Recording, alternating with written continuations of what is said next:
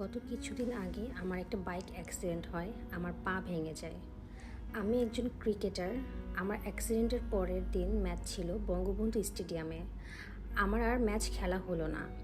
ওটাই আমার লাইফের ফার্স্ট ম্যাচ ছিল স্টেডিয়ামে। আমি অনেক ভেঙে পড়ি।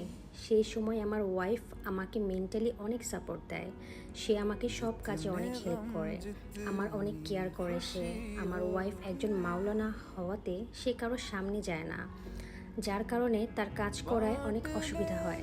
তারপরও সে কোনো দিনও আমাকে বলেনি যে অসুবিধা হচ্ছে বা আমি পারবো না, লোক আছে সামনে। সে সব সময় বলে, আমি না করলে কে করবে, আপনিই তো আমার সব। সে রাতে না ঘুমিয়ে আমার সেবা করে।